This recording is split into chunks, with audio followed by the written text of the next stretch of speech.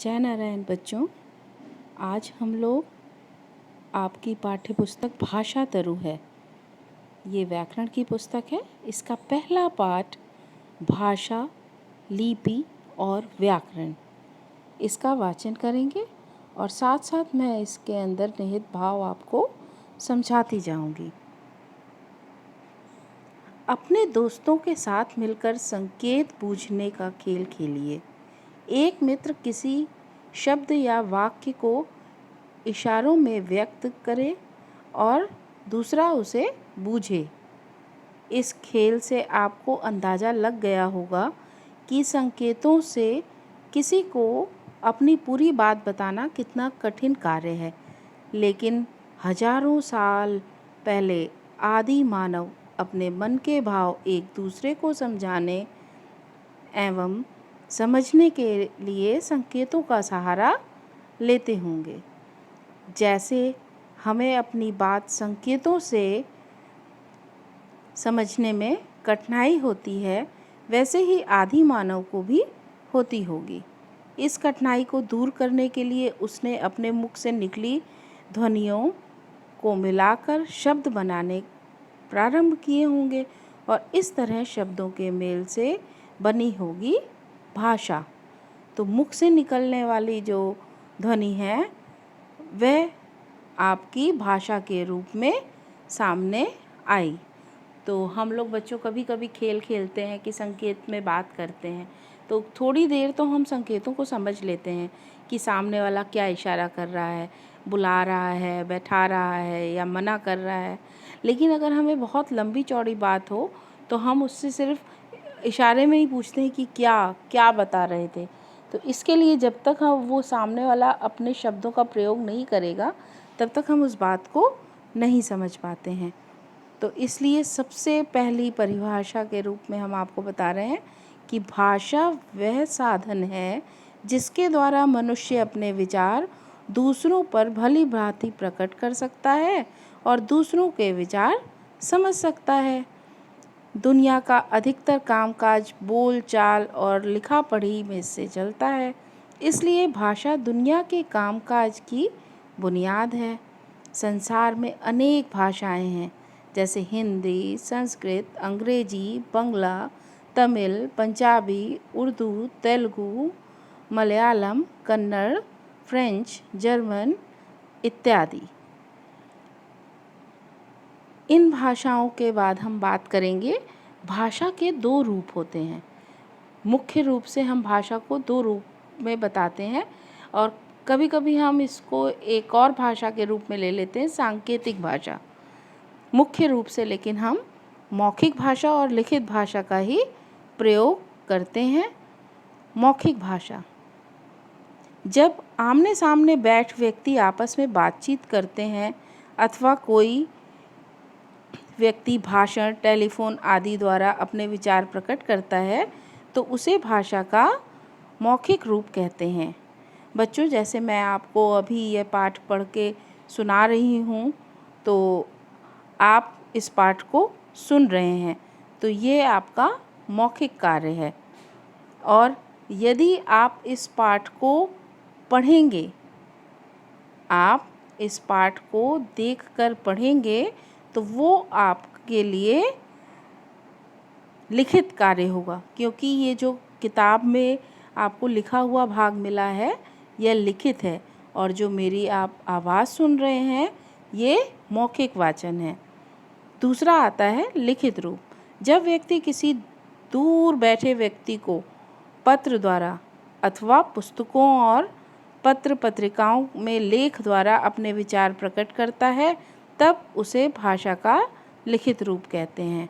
तो बच्चों, भाषा को मुख्य रूप से दो भागों में बांटा जाता है, मौखिक और लिखित।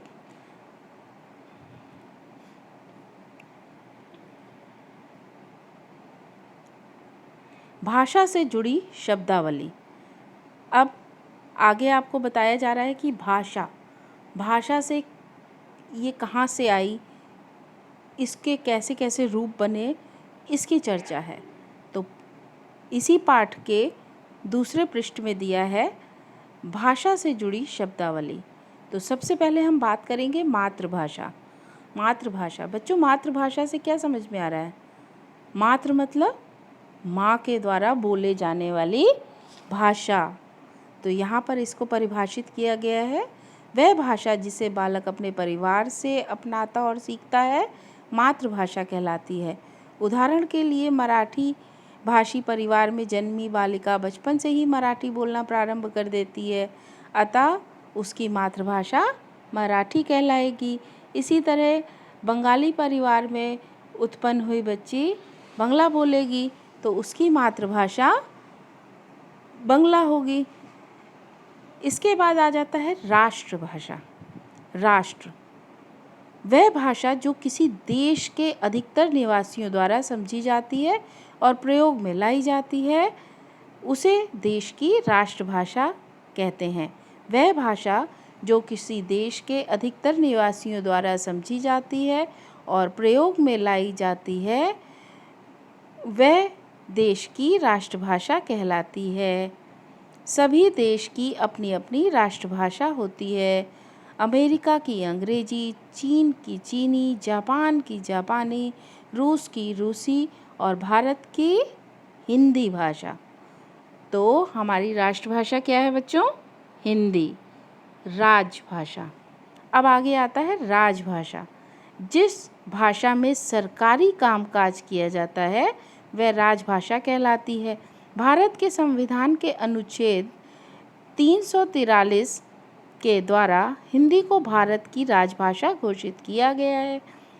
इसे 14 सितंबर 1949 को राजभाषा के रूप में स्वीकार किया गया था। इसलिए 14 सितंबर को प्रतिवर्ष हिंदी दिवस मनाया जाता है। बच्चों 14 सितंबर को हम लोग हिंदी दिवस के रूप में मनाते हैं। मानक भाषा, भाषा में एक ही वर्ण या शब्द की वर्तनी एक से अधिक रूप प्रचलित हों, ऐसे में उनके किसी एक रूप को विद्वानों द्वारा मान्यता दे दी जाती है, जैसे गई और गई। इसमें आप देखेंगे कि ग और या में बड़ी ई की मात्रा और उसका जो मानक रूप जिसको विद्वानों ने मान्यता दे दी वह है ग और बड़ी ई। अब इसी तरह पहले हम लिखते थे ठंड, हम यहाँ पर पंचमाक्षर लगाते थे न बीच में, तो अब हम उसको बिंदु के रूप में प्रकट करते हैं ठंड। इसी तरह अंत, अंत में न पंचमाक्षर का प्रयोग करते थे, यानी उस वर्ग का, आगे हम वर्ण पढ़ेंगे तो वर्ग आएगा, उसमें हम त थ द ध न जो अंतिम वर्ण होता है उसको पंचमाक्षर कहते हैं, उसका प्रयोग करते थे। अब वह बिंदी के रूप में होता है, तो ये मानक रूप कहलाए। इसी तरह हम लोग बंदर, सुंदर, ये सब शब्द हैं जिसमें हम आधा नाना लगाकर ऊपर बिंदु का प्रयोग करते हैं। इस प्रकार विद्वानों, शिक्षाविदों और सरकार द्वारा भाषा में एक रूपता लाने के लिए भाषा के लिए जिस रूप को मान्यता दी जाती है वह मानक भाषा कहलाती है। प्रादेशिक भाषा, जब कोई भाषा एक प्रदेश में बोली जाती है उसे प्रादेशिक भाषा कहते हैं। आगे हमारा बिंदु है भारतीय भाषाएं।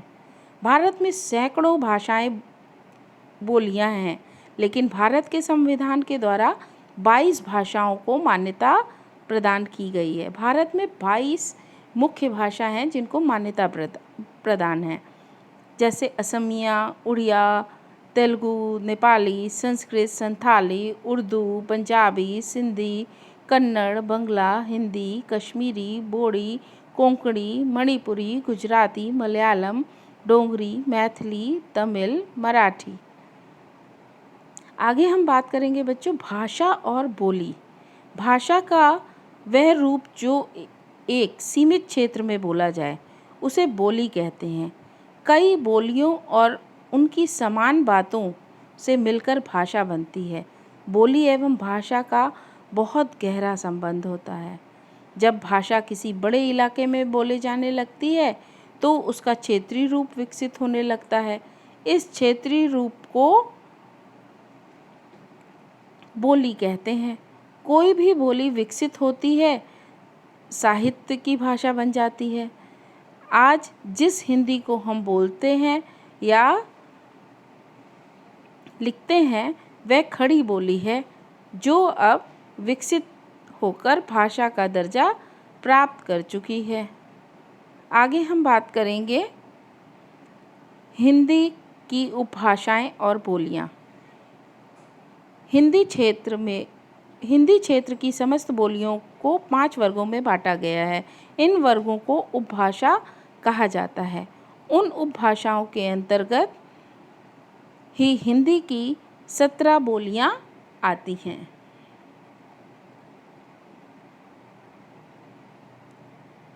आगे है हमारा मुख्य बिंदु लिपि। लिपि का शाब्दिक अर्थ होता है लिखित या चित्रित करना। ध्वनियों को लिखने के लिए जिन चिन्हों का प्रयोग किया जाता है वह लिपि कहलाती है। प्रत्येक भाषा की अपनी अलग लिपि होती है। हिंदी की लिपि देवनागरी है, वह बाएं से दाएं लिखी जाती है। हिंदी के अलावा संस्कृत, मराठी, कोंकणी, नेपाली आदि भाषाएं भी देवनागरी में लिखी जाती हैं। अंग्रेजी भाषा की लिपि रोमन है। उर्दू भाषा की लिपि फारसी और पंजाबी भाषा की गुरुमुखी है। यद्यपि संसार भर में प्रयोग हो रही भाषाओं की संख्या हजारों में है, फिर भी इस समय इन भाषाओं को लिखने के लिए लगभग 2 दर्जन लिपियों का प्रयोग हो रहा है।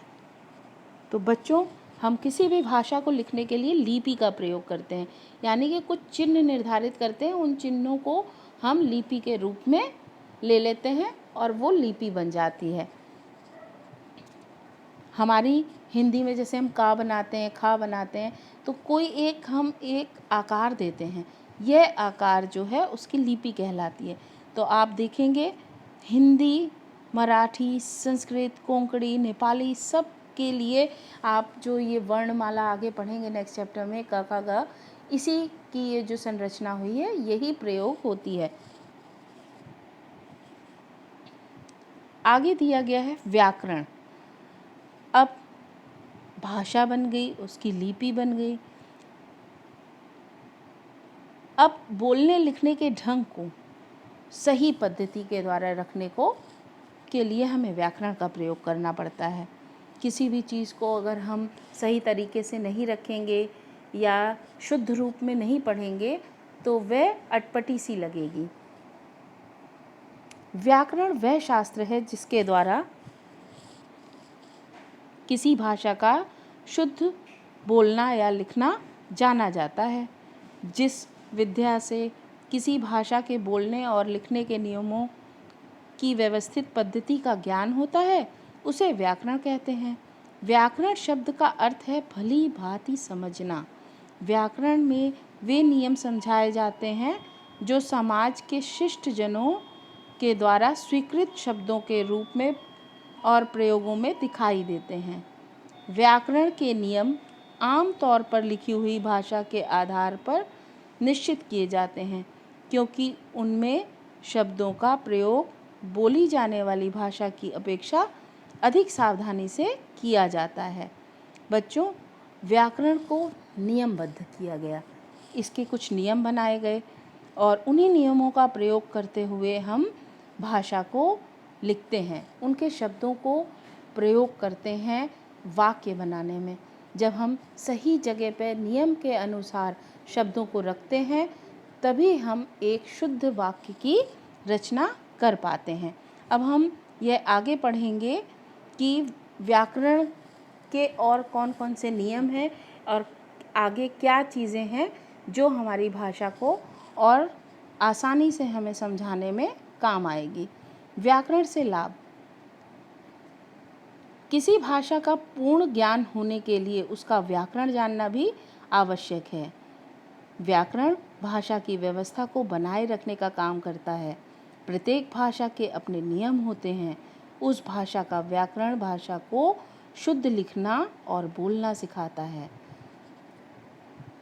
बच्चों, अभी तक हमने ये पूरा पाठ पढ़ा, इसमें हमने समझा और सभी आपने इसमें वाक्य पढ़े होंगे तो आपने देखा होगा कि हम शुद्ध रूप से उसको लिखा हुआ पा रहे हैं और हम उसे बोल रहे हैं। अभी एक आपको हम वाक्य बोलें कि बच्चों को काट कर केक दो, बच्चों को काट कर केक दो। तो यहाँ पर हमें सुनने में भी अटपटा लगेगा और यह सही तरीके से प्रयोग नहीं हुआ है। यहाँ पर होना चाहिए केक काट कर बच्चों को दीजिए। आगे पूरे पाठ में नीचे दिया गया है, मुख्य बिंदु दिए गए हैं, हमने समझा। तो एक बार फिर से हम लोग इसको ध्यान देते हैं, इसके मुख्य बिंदु को। सबसे पहला है, भाषा शब्द संस्कृत की भाष धातु से बना है जिसका अर्थ है बोलना।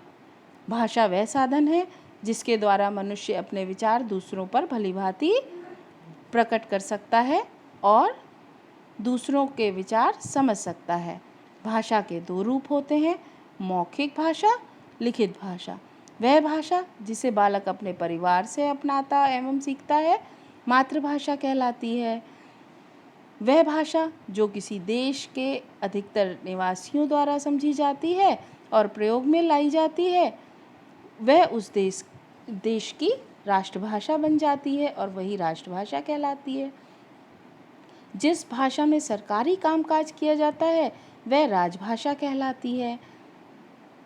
भारत के संविधान के अनुच्छेद 343 द्वारा हिंदी को भारत की राजभाषा घोषित किया गया।